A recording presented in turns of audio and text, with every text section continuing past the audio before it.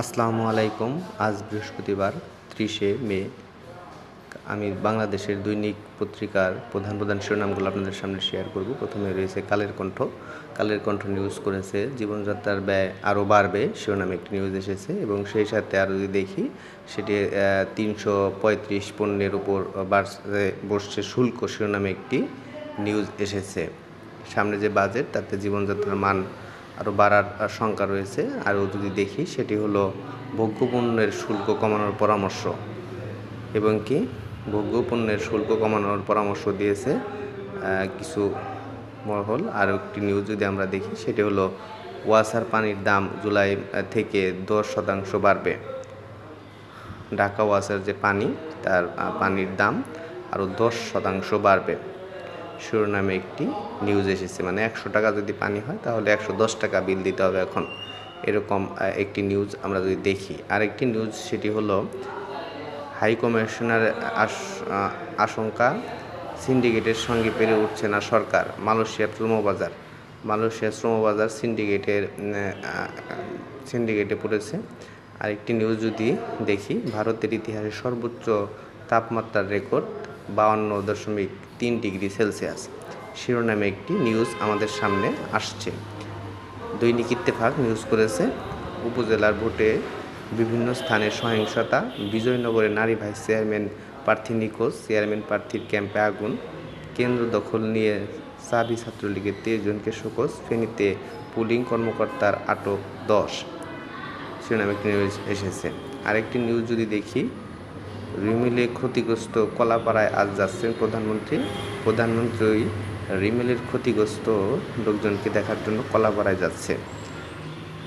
আরেকটি নিউজ আমাদের সামনে এসে পৌঁছেছে, সেটি হলো বেনজির আজিজকে প্রোটোকল দেবে না সরকার, সালমান এফ রহমান বলেছেন। আরেকটি নিউজ আমাদের সামনে ভেসে আসছে, সেটি হলো শিক্ষা, স্বাস্থ্য, সামাজিক নিরাপত্তা খাতে ব্যয় বাড়াতে পরামর্শ দিয়েছেন ডক্টর সালেউদ্দিন আহমেদ। বাংলাদেশ প্রতিদিন নিউজ করেছে হামলা সংঘর্ষে বর্জনের ভোট, উপজেলা নির্বাচনের 3য় ধাপে সহিংসতা, ভোটার উপস্থিতি কম শিরোনামে একটি নিউজ এসেছে। আরেকটি নিউজ যদি দেখি সেটি হলো এবারও আওয়ামী লীগ আছেন মন্ত্রী এমপির স্বজনরা, উপজেলা নির্বাচনে এমপি মন্ত্রী স্বজনরা আছে।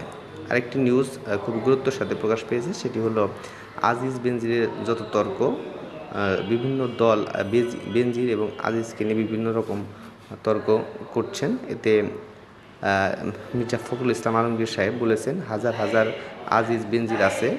আরেকটি নিউজ এসেছে, সেটা হলো সরকার প্রোটোকল দেবে না সালমান এফ রহমান। এবং আরেকটি নিউজ এসেছে কেন গ্রেপ্তার করা হচ্ছে না মাহমুদুল্লাহ রহমান মান্না বলেছেন। আরেকটি নিউজ হলো ক্ষয়ক্ষতি কাটানোর চ্যালেঞ্জ উপকূলে, এবং 11 জেলায় 2.25 লাখ ঘরবাড়ি বিধ্বস্ত, এবং 21.5 লাখ গ্রাহক বিদ্যুৎ বিচ্ছিন্ন রয়েছে। এবং প্রথম আলো যে নিউজ করেছে চক্রে ঢুকে 4 সদস্য রমরমা ব্যবসা, মালয়েশিয়া শ্রমবাজারের 4 মন্ত্রীরা বিভিন্ন রকম সিন্ডিকেট করেছে। তার মধ্যে রয়েছে আফামা কামালের মেয়ে এবং স্ত্রী, এবং কি নিজাম হাজারি সহ আরও একজন। এবং কি আরেকটি নিউজ হলো দেহের খণ্ডিত অংশ বাইরে ফেললেন জিহাদ ও সিয়াম শিরোনামে একটি নিউজ এসেছে।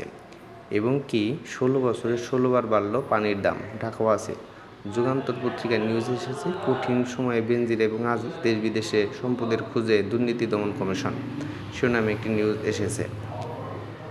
আসছে স্মার্ট বাংলাদেশ বিনার বাজেট শিরোনামে একটি নিউজ। আজিজ এবং বেনজির ইস্যু, আওয়ামী লীগের ঘরে বাইরে সবাই সতর্ক শিরোনামে একটি নিউজ এসেছে। আরেকটি নিউজ যদি আমরা পড়ি সেটি হলো অনেক এলাকায় এখনও পৌঁছায়নি ত্রাণ সামগ্রী, রিমেলের ক্ষতিগ্রস্ত অনেক এলাকায় এখনও ত্রাণ সামগ্রী পৌঁছায়নি শিরোনামে একটি নিউজ এসেছে। এই ছিল আমার কাছে এখনকার মতো সংবাদ শিরোনাম। আশা করি সবাই আমাদের সাথেই থাকবেন।